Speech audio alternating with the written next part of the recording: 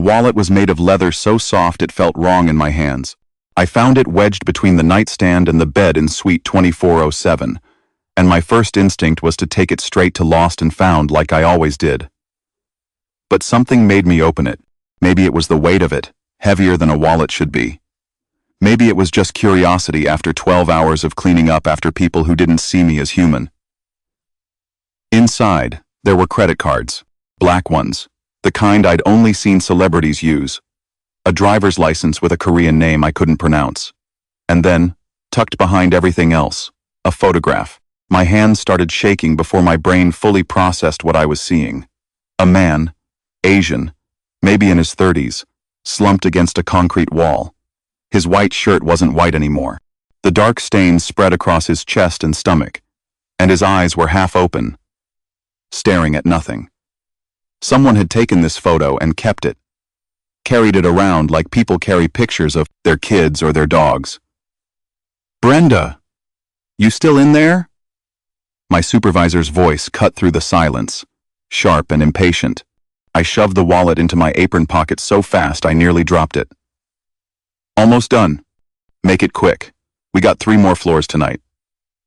Before we continue, tell me where you're watching from in the comments. And if you're enjoying this story, hit that like button and subscribe so you don't miss episode 2.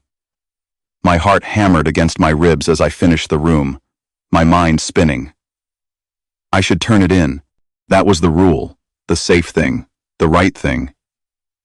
But that photograph burned in my pocket like evidence of something I wasn't supposed to see. What kind of person carried a picture like that? What kind of person stayed in hotels like this one? I decided I'd turn it in after my shift. Just a few more hours. It wasn't stealing if I was planning to return it, right? The rest of my shift passed in a blur of dirty towels and unmade beds. By the time I clocked out, at 11, my feet were screaming, and my back ached in that deep way that promised I'd feel worse tomorrow. I took the employee exit into the alley, already dreading the 2-bus ride home. My phone rang before I made it to the street. Unknown number. I almost didn't answer. Bill collectors had my number, and I didn't have the energy for their automated voices tonight. But something made me pick up. "Hello? You have something that belongs to me." The voice was male, accented, and cold enough to stop me mid-step. "I'm sorry. Who is this?" "The wallet you took from Suite 2407. I want it back." My mouth went dry. I didn't take anything. I found a wallet and I was going to turn it into, "Don't lie to me." His voice didn't rise, but something in it made my skin prickle. "I have a tracker in one of my cards. I know exactly where my wallet is right now. I know you're standing in an alley behind the hotel. I know you're wearing a gray jacket. Should I continue?" I looked around, wildly, suddenly aware of every shadow, every parked car. Was he watching me right now? "I wasn't stealing it," I said, hating how my voice shook. "I swear I was going to." "Meet me in the hotel bar in 20 minutes. Bring my wallet. Come alone. I just got off work. I can't just." 20 minutes. Don't make me come find you, Brenda." He knew my name. Of course he did. It was probably on my employee file. Easy enough to get if you had money or connections or both. The line went dead before I could respond. I should have run. Should have gone straight to hotel security or the police or literally anywhere else.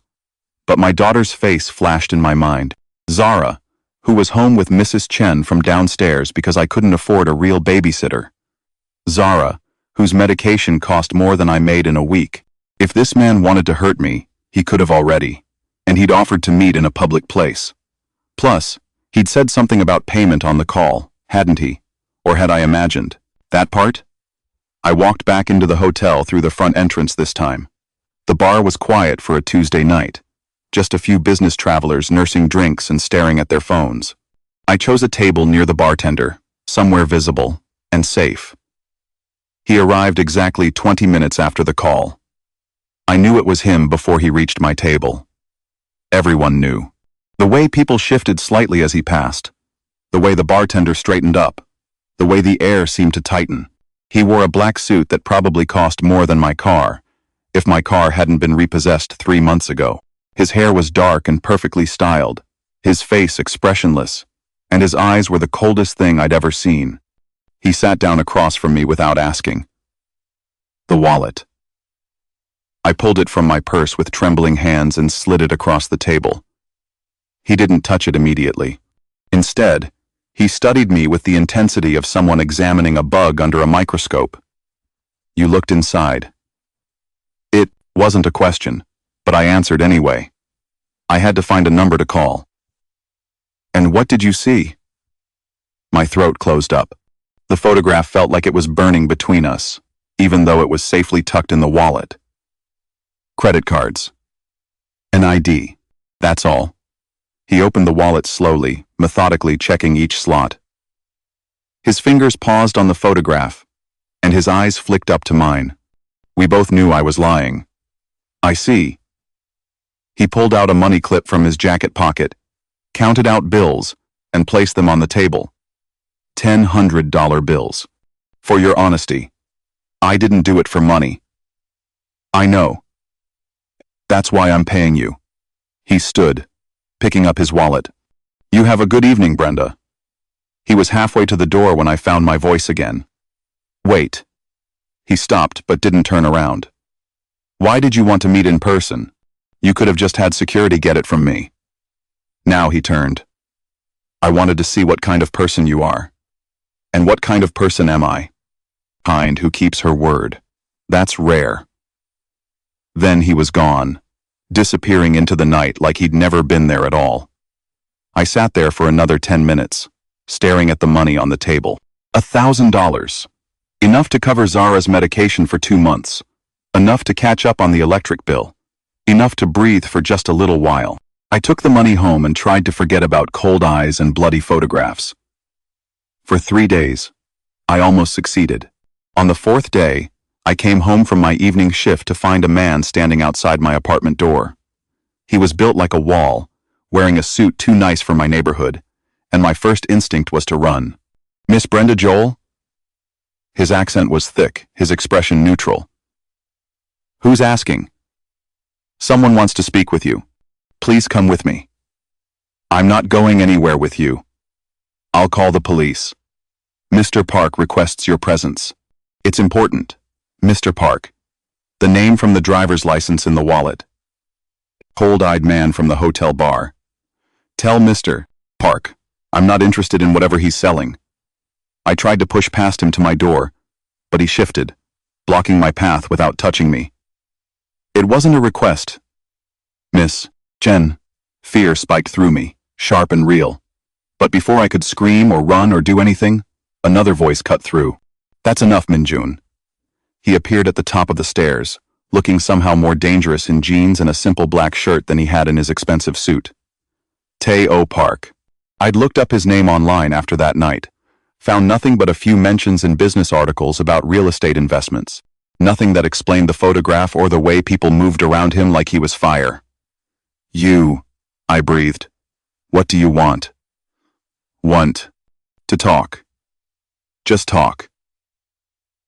He said something in Korean to the large man, who bowed slightly and disappeared down the stairs. Then we were alone in the dim hallway, and I was acutely aware of how close he was to my apartment, to Zara. How did you find where I live? That's not important. It's important to me. He studied me for a long moment. May I come in?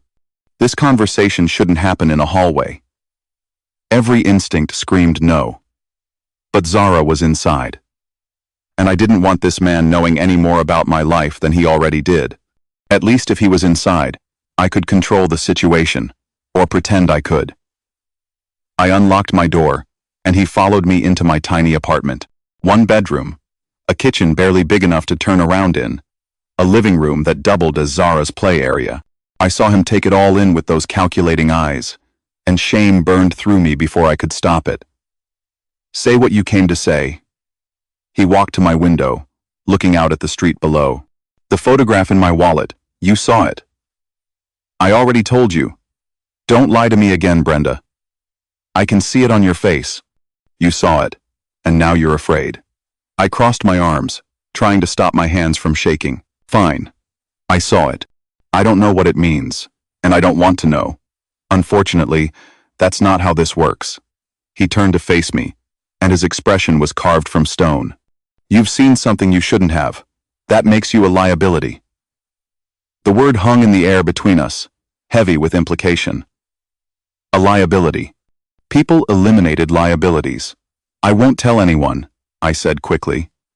I swear, I haven't told anyone, not even my... Your daughter? He raised an eyebrow. Zara Joel, age 4, currently enrolled in Little Stars Daycare 3 blocks from here.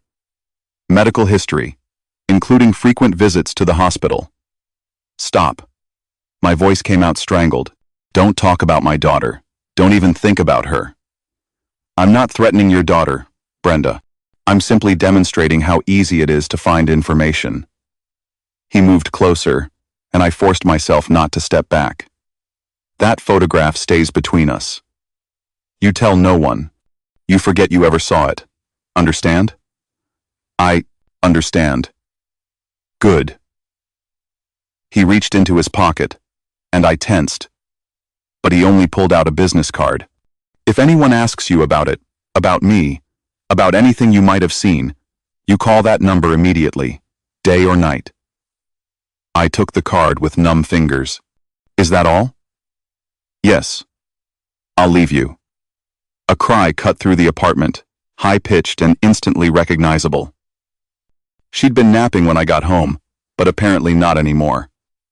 Teo's head snapped toward the sound, his body language shifting in a way I couldn't quite read. Your daughter? She has nightmares sometimes. I moved toward the bedroom, but his next words stopped me. How old were you? When you had her? The question was so unexpected and personal that I answered without thinking. 19. He left when I told him I was pregnant. I dropped out of community college to work. End of story. That must have been difficult.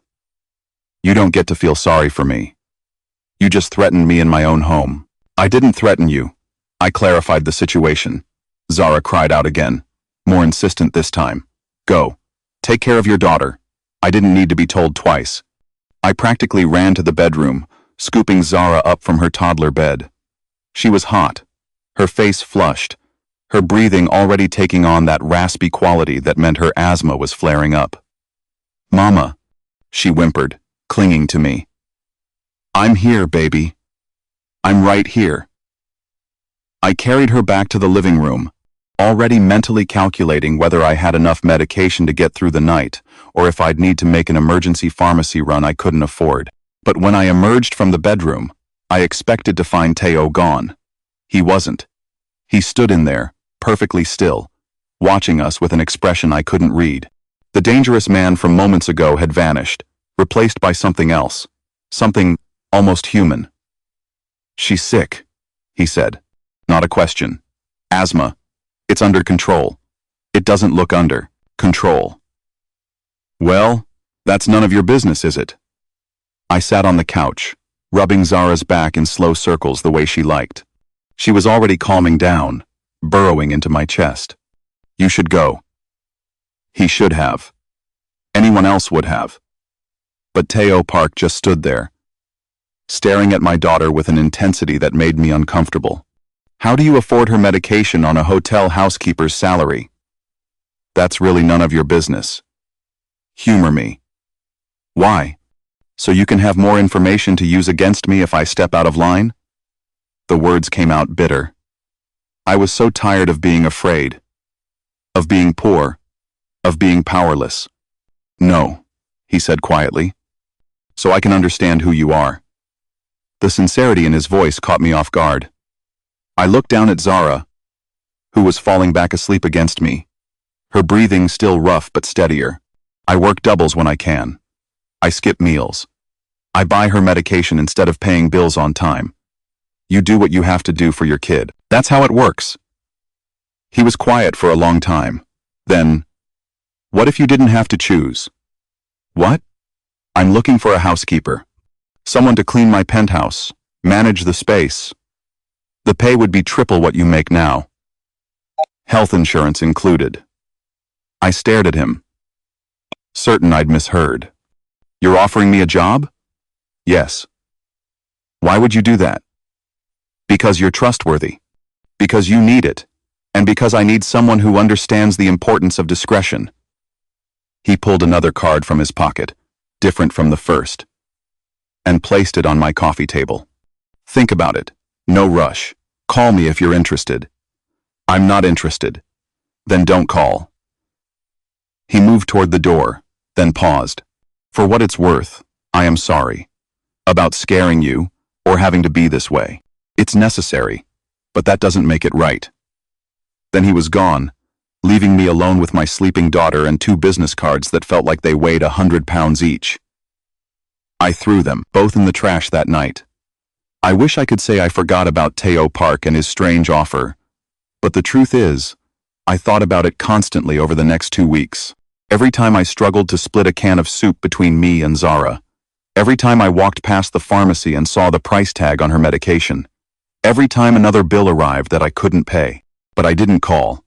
I had my pride, and I had my instincts, and both told me that accepting help from a man like that came with strings I couldn't see yet. Then, Zara got worse. It started with a cough that wouldn't quit. Then came the fever, spiking so high I could feel it radiating off her skin. By the 3rd day, her breathing was so labored that every exhale sounded like a whistle, and I knew. The emergency room was packed.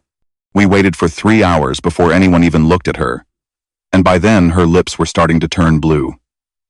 They took her back immediately after that, hooked her up to oxygen, started running tests.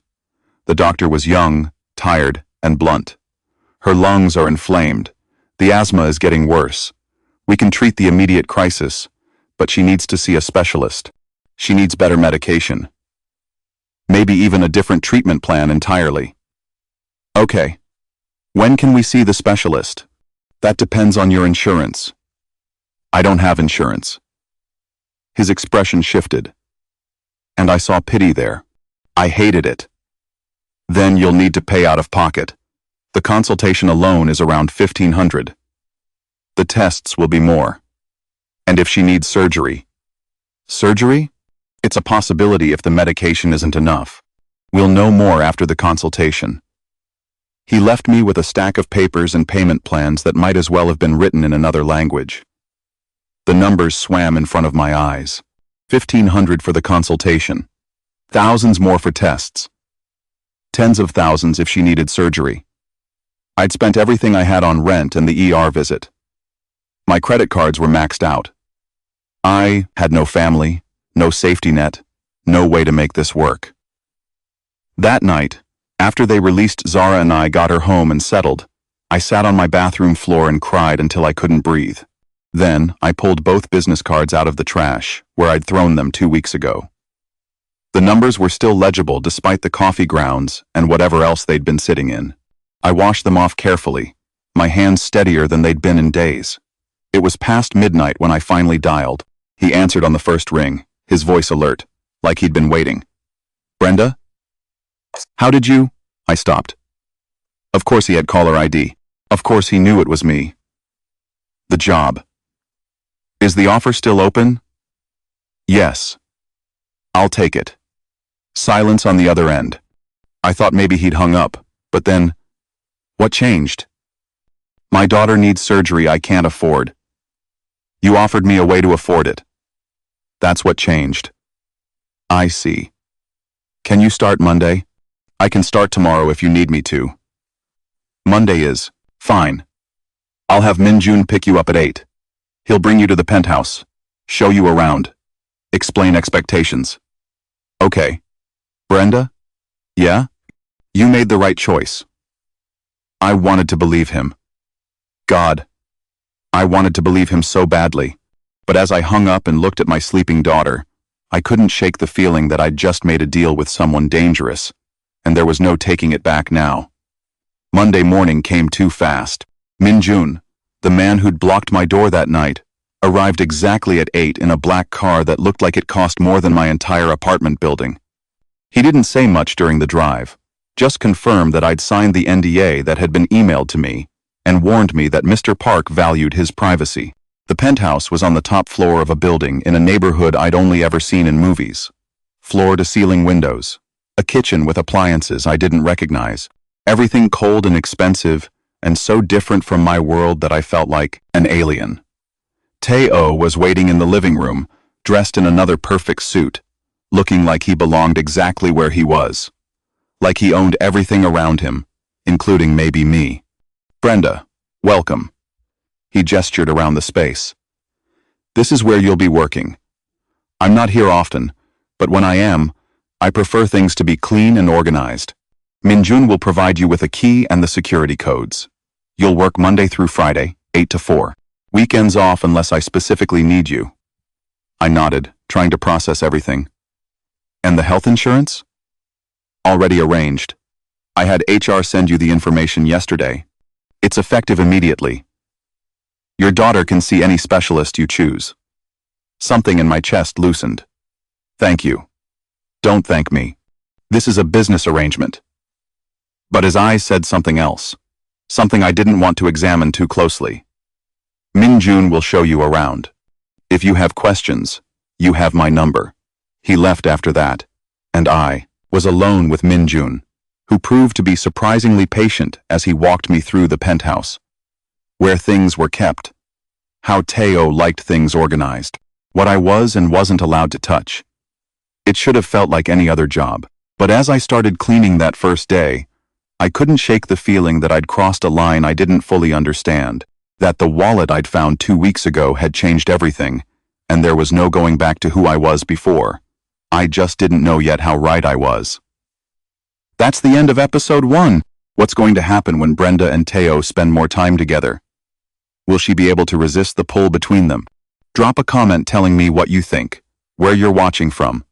What video would you like to see next? And don't forget to like and subscribe for episode 2.